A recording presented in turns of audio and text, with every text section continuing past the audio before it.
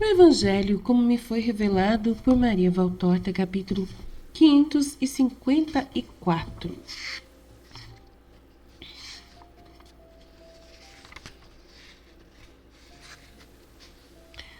O sábado em Efraim com os apóstolos e as 3 crianças sobre uma pequena ilha na torrente. Valtorta descreve a visão dia 12 de janeiro de 1947. Levantai-vos e vamos ao longo da torrente como os hebreus, longe de sua pátria em lugares onde não há sinagogas. Iremos celebrar o sábado entre nós. Vinde, meninos, diz Jesus aos apóstolos que estão juntos, sem fazer nada na horta da casa, e estende a mão aos 3 pobres meninos que estão juntos num canto.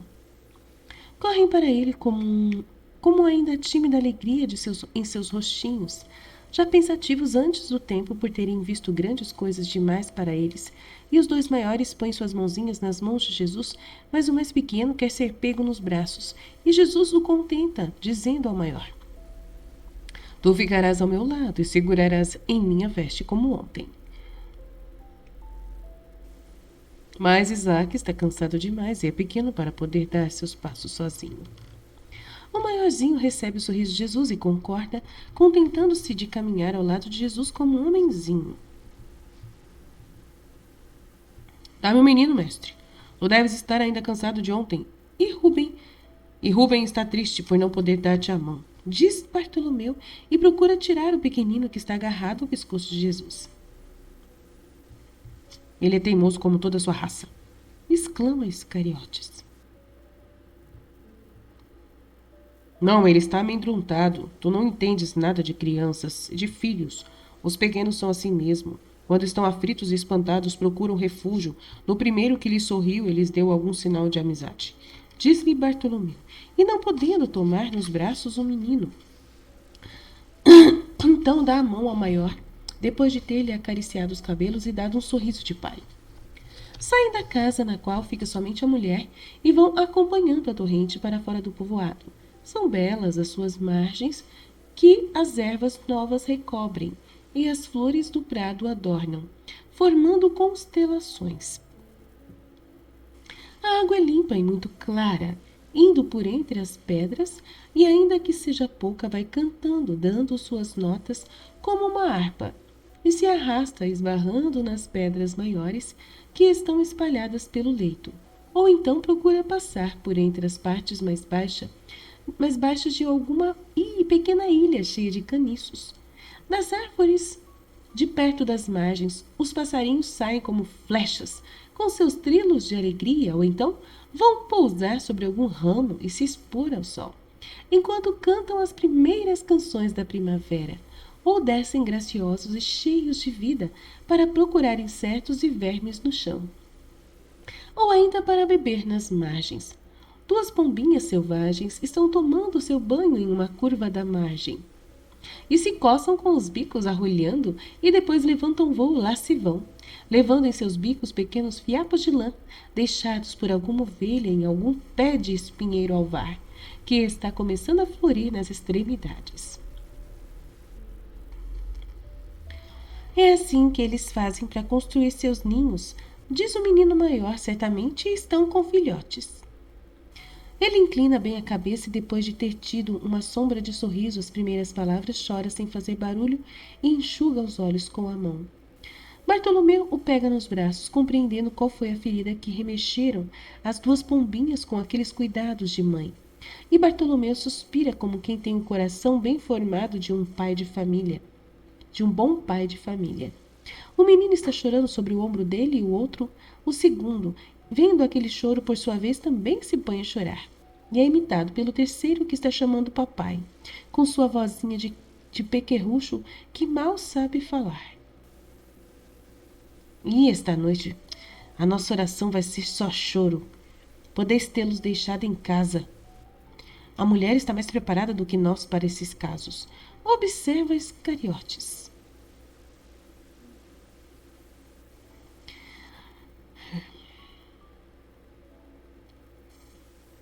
Mas ela também só sabe chorar, como, aliás, eu estou com vontade de fazer. porque estas são coisas que fazem chorar. Responde-lhe Pedro, tomando nos braços o segundo menino. Sim, são coisas que fazem a gente chorar, é verdade. E Maria de Jacó, uma pobre velha aflita, não está em boas condições para consolar, confirma os zelotes. Também nós parece que não conseguimos muita coisa. O único que podia consolar era o mestre, e ele não fez. Ele não fez. E o que mais é que ele tinha que fazer? Ele persuadiu os ladrões, andou muitas milhas com os meninos nos braços, tomou providências para que os parentes deles fossem avisados. Tudo isso são coisas secundárias. Ele, que é aquele que dá ordens até a morte, podia, ou melhor, devia descer até o ovil e ressuscitar o pastor, pois ele fez isso com Lázaro, que não era útil a ninguém, mas aqui se tratava de um pai, e além disso de um viúvo, pai dos meninos que ficaram sozinhos. Esta era a ressurreição que se devia fazer. Eu não te entendo, mestre. E nós não te entendemos, a ti que és tão desrespeitoso. Paz, paz. Realmente Judas nunca mais compreende. E não está sozinho ao não compreender as razões de Deus e as consequências do pecado. Tu também, Simão de Jonas, não compreendes por que é que os inocentes devem sofrer.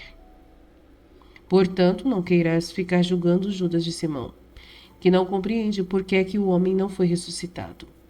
Se Judas refletir, ele que sempre me censura por ir sozinho longe, compreenderá que eu não podia ir tão longe assim, pois o ovil era na planície de Jericó, mas para lá da cidade, perto do val, que terias dito se fosse longe, a uns 3 dias de viagem? Tu podias comandar com teu espírito ao morto que ressuscitaste de longe. És tu mais incrédulo do que os fariseus e escribas, que quiseram ver a prova com o morto já decomposto no túmulo, a fim de poder dizer que de fato eu ressuscito os mortos? Mas eles assim queriam porque te odeiam, e eu assim quereria porque te amo, e quereria ver-te esmagar todos os teus inimigos. É o teu velho sentimento, e este teu amor desordenado. Não soubeste arrancar do teu coração as plantas velhas para substituí-las por novas, e assim as velhas, fertilizadas pela luz da qual te aproximaste, tornaram-se ainda mais robustas. O teu erro é o erro de muitos, tanto nos tempos presentes como nos futuros. É o erro daqueles que, apesar da ajuda de Deus, não se transformam porque não correspondem com uma vontade heróica ao socorro que vem de Deus. Com isso, talvez queres dizer que estes, que são seus discípulos como eu, destruíram as plantas velhas? Pelo menos eles as podaram, e nelas puseram muitos enxertos. Tu não fizeste nada, nem nada disso.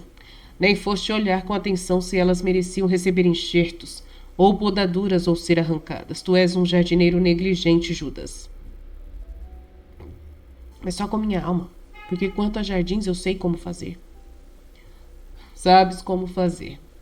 Para todas as coisas da terra, tu sabes como fazer. Eu queria ver-te igualmente capaz para as coisas do céu. Mas a tua luz deveria por si mesma fazer em nós todos os prodígios. Ela não é boa? Se ela torna fértil o mal e lhe dá forças, então ela não é boa. E a culpa é dela, se nós não ficamos bons.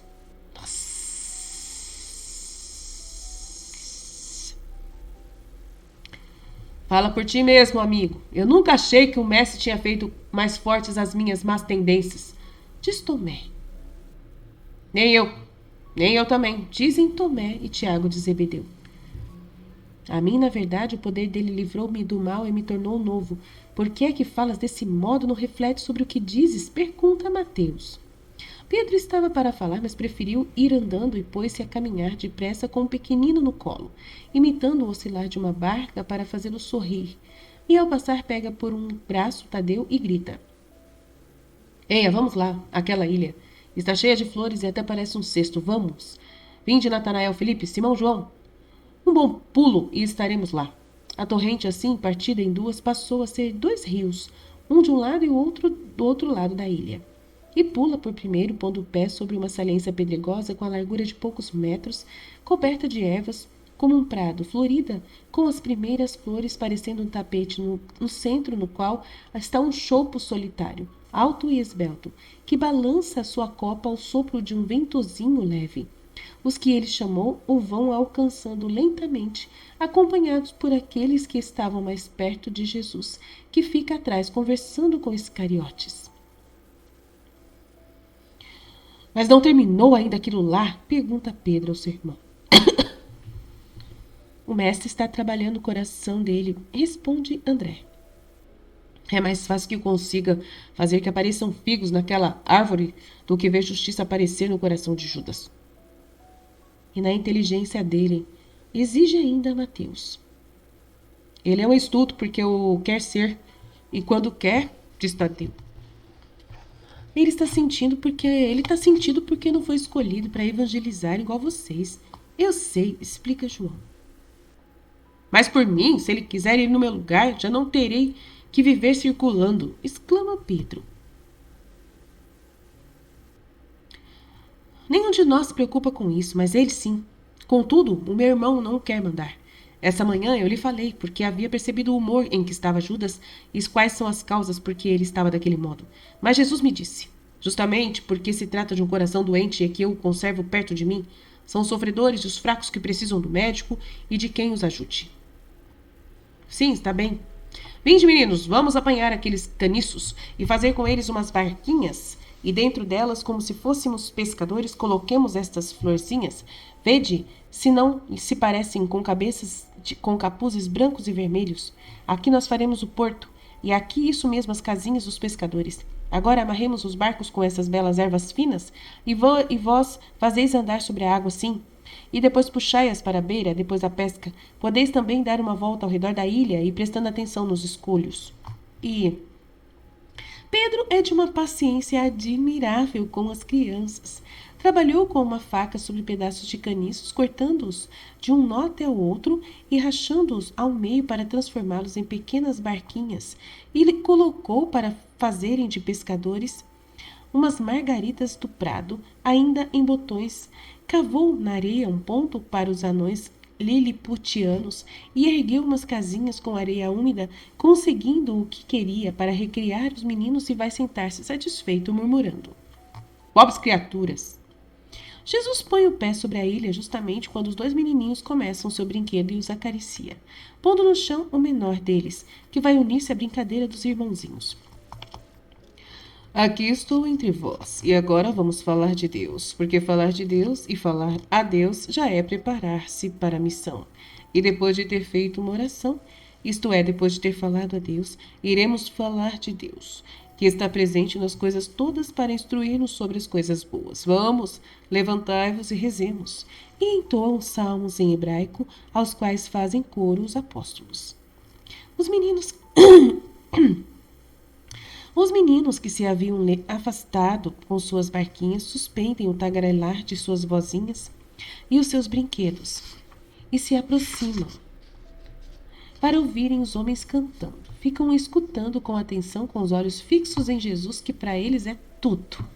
E depois, com aquele espírito de imitação próprio dos meninos, tomam a mesma postura dos que estão rezando e procuram acompanhar o canto, e somente com a voz, pois não sabem as palavras dos salmos. Jesus abaixa o olhar e olha para eles com um sorriso que faz aumentar o canto das vozinhas inocentes. Eles se sentem aprovados e criam coragem. O canto do salmo chegou ao fim. Jesus se assenta sobre a grama e começa a falar.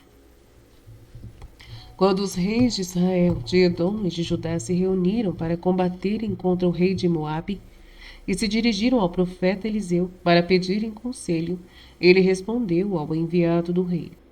Se não tivesse respeito por Josafá, rei de Judá, nem teria te olhado. Mas agora conduzi-me um tocador de harpa.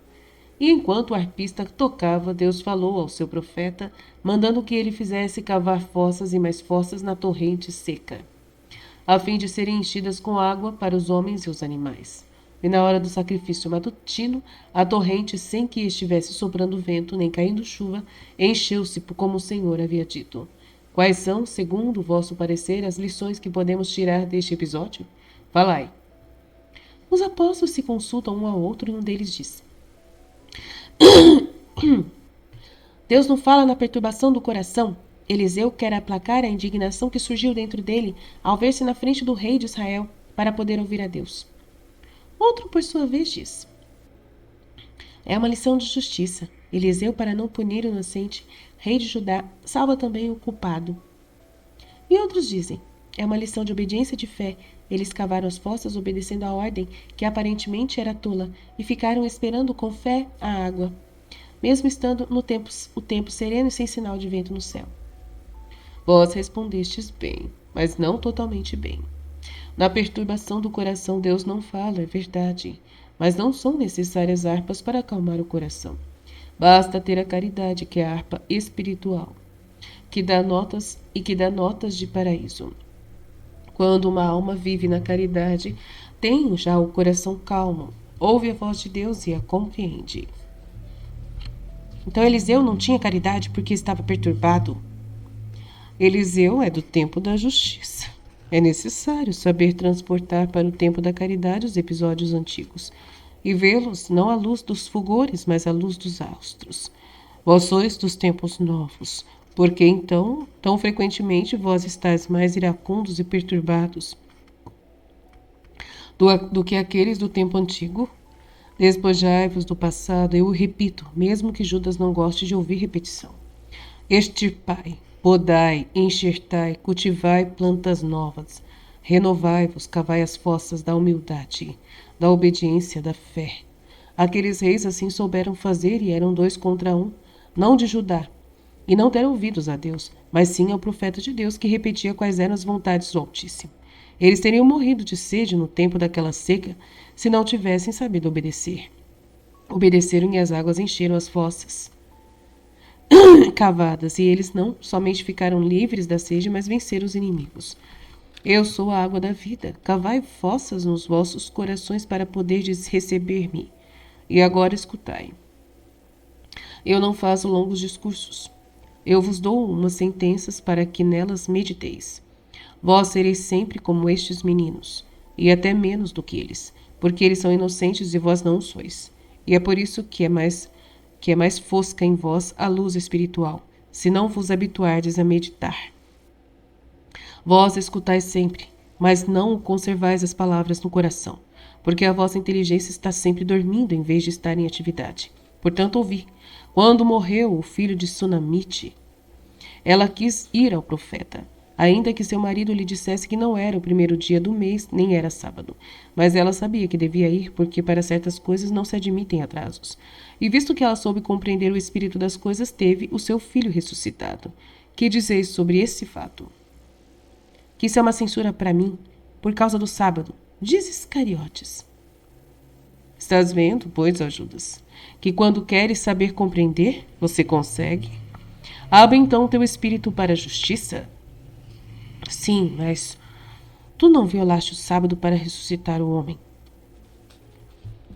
Eu fiz mais do que isso. Eu impedi a ruína total, a morte destes, a verdadeira morte. E fiz os ladrões se lembrarem de que... espera! Para consolar-te por teres feito alguma coisa, eu não creio que eles te tenham obedecido. Se o mestre o diz... Também Eliseu, na história da Sunamite, diz: o Senhor me escondeu isso. Portanto, nem sempre se sabe de tudo, mesmo por parte dos profetas. Replica Iscariotes. O nosso irmão é mais do que um profeta, observa Tadeu. Eu sei, ele é o filho de Deus, mas é também homem.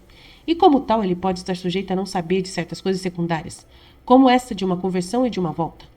Mestre, sabes mesmo sempre tudo? Eu muitas vezes pergunto a mim mesmo isso aí.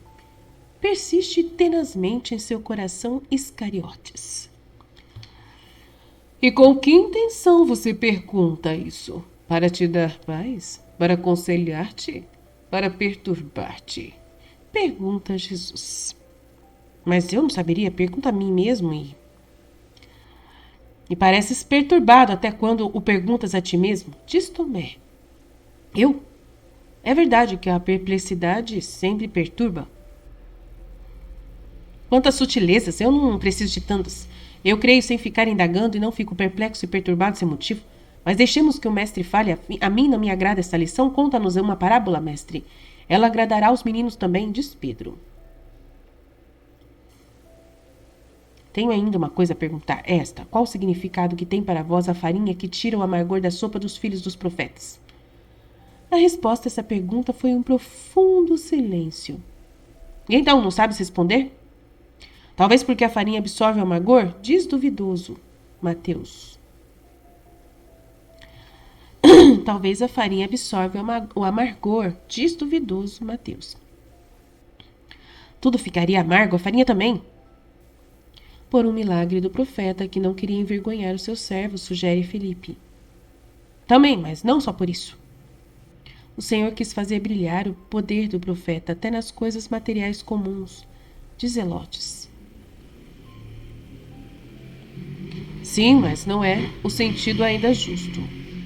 As vidas dos profetas antecipam o que haverá depois, quando chegar a plenitude do tempo, o meu.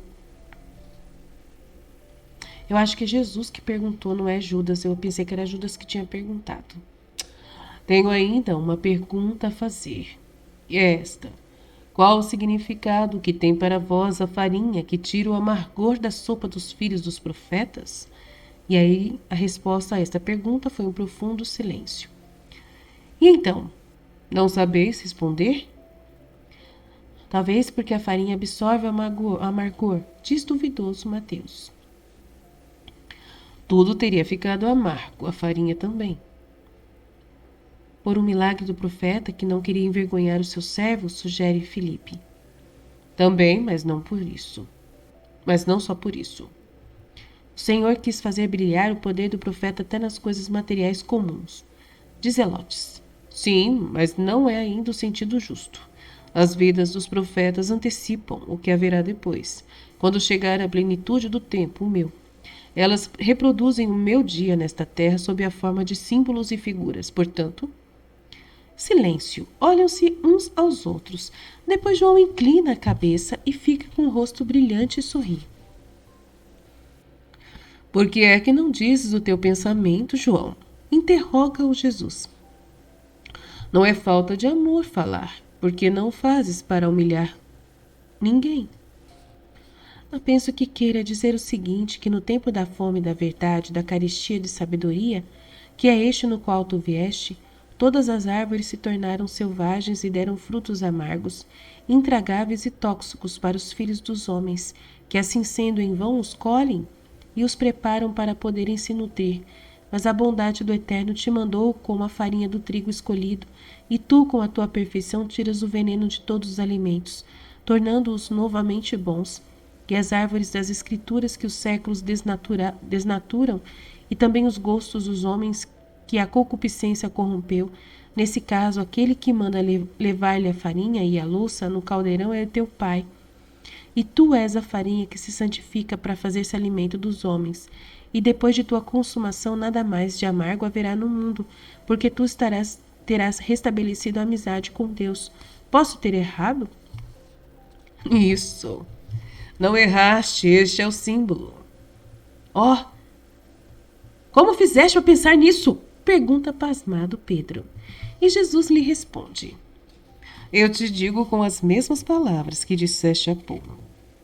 Com um belo salto estamos na ilha pacífica e florida da espiritualidade. Mas é necessário ter a coragem de dar o salto, abandonando a margem, o mundo. Saltar sem ficar pensando se alguém que pode rir de nosso salto meio indeciso ou zombando de nós pela nossa simplicidade em gostar mais de uma ilhazinha solitária do que o mundo. É preciso saltar à frente, ir além, sem o medo de ferir-se, ou de molhar-se ou de ficar desiludido. Deixai todo o mundo, deixai tudo para trás para refugiar somente em Deus. Ir colocar-se sobre a ilha separada do mundo e de lá sair unicamente para distribuir aos que ficaram nas margens as flores e águas puras apanhadas na ilha do Espírito, onde só existe uma árvore, a árvore da sabedoria, que João conseguiu colher frutos. Estando perto dela e longe dos fragores do mundo, compreende-se todas as palavras e nos tornamos mestres, se soubermos ser discípulos. Isso também é um símbolo. Mas agora contaremos então uma bela parábola aos pequeninos. Vinde cá, para bem pertinho de mim. Os três meninos vão tão para perto de Jesus que chegam até sentar-se precisamente em suas pernas. Jesus os toma nos braços e começa a narrar. Um dia o Senhor Deus disse: Farei o homem, e o homem viverá no paraíso terrestre, onde está o grande rio, que depois se divide em 4, que são Fison, o Geom, Eufrates e o Tigre, que percorrem a terra. E o homem será feliz, tendo todas as belezas e bondades da natureza, e o meu amor para a alegria do seu espírito. E assim fez. Era como se o homem estivesse em uma grande ilha, mas ainda mais florida do que esta, com plantas de todas as espécies e com todos os animais.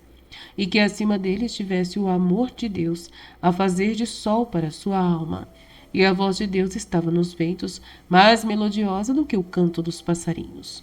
Mas aconteceu que nessa bela ilha florida, por entre todos os animais e plantas, entrou, arrastando-se uma serpente, diferente daquelas que haviam sido criadas por Deus, e que eram todas sem veneno nos dentes nem ferocidade nas espirais de um corpo flexível. Além disso, aquela serpente se havia vestido de uma pele com as cores das pedras preciosas que as outras tinham, e até se fizera mais bonita do que elas, chegando até a parecer um grande colar de rei que estivesse pulando por entre as esplêndidas árvores do jardim. Ela foi enroscar-se ao redor de uma árvore que se erguia no meio do jardim. Uma árvore bonita, solitária, muito mais alta do que esta, coberta de folhas e de frutos maravilhosos. E a serpente parecia uma joia ao redor da bela árvore, que cintilava ao sol, e todos os animais olhavam para ela, porque nenhum deles se lembrava de ter visto Deus criá-la, nem de tê-la visto antes. Mas ninguém se aproximava dela, pelo contrário, todos se afastavam da árvore, que tinha serpente ao redor de seu tronco. Somente o homem e a mulher é que se aproximaram de lá. A mulher antes do homem, porque lhe agradava aquela coisa reluzente que brilhava ao sol e movia a cabeça, parecendo uma flor ainda entreaberta, e ouviu o que a serpente estava dizendo, e desobedeceu ao Senhor e fez que Adão desobedecesse também. Somente depois de terem desobedecido é que viram a serpente como ela realmente era e compreenderam o pecado, porque já tinham perdido a inocência do coração. E foram esconder-se de Deus, que os estava procurando, e ainda mentiram a Deus, que os interrogava. Então Deus enviou anjos às fronteiras do jardim e expulsou dele os homens. Foi como se os homens tivessem sido jogados da margem segura do Éden aos rios da terra, cheios de água, como quando chegam as cheias da primavera. Mas Deus deixou ainda no fundo dos corações dos expulsos a lembrança de seu destino eterno, isto é, da passagem pelo belo jardim, onde ouviam a voz e o amor de Deus, no paraíso onde tinham gozado de Deus completamente. E junto com essa lembrança deixou-lhes o estímulo santo de procurarem subir de novo para o lugar que haviam perdido, levando agora uma vida de justiça. Mas, meus meninos, vós os vistes há pouco como, enquanto a barca vai descendo, é fácil o seu caminho, ao passo que quando ela tem que subir sente-se cansada e com dificuldade até só para flutuar, para não ser revirada pela onda e para não naufragar por entre as ervas, as areias ou pedras do fundo do rio. Se Simão Pedro não tivesse amarrado as vossas barquinhas com os juncos finos da margem, vós as terias perdido todas, assim como aconteceu a Isaque, por ter deixado o junco ir-se embora. O mesmo acontece com os homens jogados sobre as correntes desta terra. Eles precisam estar sempre presos nas mãos de Deus, entregando suas vontades, como se fez com o junco, nas mãos do bom Pai que está nos céus, e que é Pai de todos, especialmente dos inocentes, e devem ter os olhos vigilantes, a fim de evitar as ervas e tropeços, as pedras e redemoinhos e a lama, que poderiam impedir-lhes a passagem ou engolir a barca de sua alma, arrancando o fio da vontade que os conserva unidos a Deus. Porque a serpente, que não está mais no jardim, está agora sobre toda a terra, e procura somente isto, fazer que naufraguem as almas, procura impedi-las de subir de novo para o paraíso, pelo rio Eufrates, o Tigre, Geom e Fison, para irem ao grande rio que corta que corre no paraíso eterno e alimenta as árvores da vida e da salvação, que estão carregadas com os frutos perenes, dos quais gozarão todos aqueles que souberem subir de novo pela corrente para se reunirem com Deus e com os seus anjos, sem terem nunca mais de sofrer nada. A mamãe dizia isso mesmo, disse o maiorzinho dos meninos. Sim, ela dizia, confirma o menor dos três. Tu não podes saber, eu sim, sou grande, e se dizes coisas não verdadeiras, tu não entras no paraíso. Mas o pai dizia que nada disso é verdade, observa o do meio. É porque ele não acreditava no Senhor da mamãe. Teu pai não era samaritano? Pergunta Tiago de Alfeu. Não, ele era de outros lugares, mas mamãe era, e nós também somos, pois ela nos queria como a si mesma. E falava do paraíso, do jardim, mas não tão bem como tu. Eu tinha medo da serpente e da morte, porque minha mãe dizia que a serpente era o diabo, e o papai dizia que com a morte tudo se acaba. Por isso eu era muito infeliz por estar sozinho, e até dizia que é inútil ser bom agora, porque enquanto meu pai e minha mãe eram vivos, ainda se tinha alegria em ser bons, mas agora não havia mais ninguém para fazer-nos felizes com a nossa bondade. Mas agora eu sou, e serei bom, não tirarei mais o meu fio das mãos de Deus, a fim de não ser levado embora pelas águas da terra. Mas a mamãe foi levada para cima ou para baixo? Mas a mamãe foi levada para cima ou para baixo? Pergunta com perplexidade o segundo menino. O que queres dizer, menino? Pergunta Mateus. Eu pergunto onde é que ela está agora. Terá ido para o rio do paraíso eterno? Esperamos que sim, menino, se ela era boa. Era samaritana, diz com desprezo Iscariotes. E então, não há paraíso? Para nós porque somos samaritanos? Então nós não teremos Deus. Ele chamou o pai de todos. Eu que sou um órfão me alegrava em pensar que ainda tenho um pai, mas se para nós não há... Inclina a cabeça aflito o menino. Deus é pai de todos, meu menino. Será que eu te amei menos por seres samaritano? Eu te tomei dos ladrões e te tomarei do demônio, do mesmo modo que eu tomaria o filho do sumo sacerdote do templo de Jerusalém, se ele não julgasse um opróbrio que o Salvador salvasse seu filho. Pelo contrário, mais ainda eu te amo, porque tu és sozinho e infeliz. Para mim não há diferença entre o espírito de um judeu ou de um samaritano. E daqui a pouco não haverá mais divisão entre Samaria e Judeia, e o Messias terá um único povo que levará o seu nome, com o qual estarão todos aqueles que o amarem. Eu te amo, Senhor, mas me levarás à minha mamãe? Diz o maior dos meninos. Tu não sabes onde ela está, aquele homem o disse que é só esperar, diz o segundo filho. Eu não sei, mas o Senhor sabe, ele soube até onde estávamos nós, e nós não sabemos nem onde estávamos. Com os ladrões, eles nos queriam matar, o terror volta ao rosto do segundo menino. Os ladrões eram como os demônios, mas ele nos salvou, porque os nossos anjos o chamaram. Também a mamãe foram os anjos que salvaram, eu sei disso porque sonho sempre com ela. Tu és mentiroso, Isaac, não podes sonhar com ela, não te lembras dela? E o pequeno chora dizendo, não, eu sonho com ela. Não chames de mentiroso teu irmão, Rubem. A alma dele pode muito bem sim ver a mamãe, porque o bom Pai do céu pode conceder ao orfãozinho que sonhe com ela e a conheça parcialmente, assim como lhe concede conhecer pessoalmente o próprio Deus, a fim de que desse conhecimento limitado venha uma boa vontade de conhecê-lo perfeitamente. E isso se consegue procurando ser sempre muito bons. E agora vamos. Já falamos com Deus e o sábado foi santificado. Ele põe-se de pé e entoa outros salmos. Algumas pessoas de Efraim, ao ouvirem aquele coro daquela vez, vêm também e ficam esperando com respeito que o salmo chegue ao fim para saudar Jesus e dizer-lhe: Tu preferistes vir para cá, em vez de ires até nós, então tu não nos amas. Nenhum de vós me convidou, por isso eu vim para cá com os meus apóstolos e com os meninos. É verdade, mas nós pensávamos que o teu discípulo te tivesse falado do nosso desejo.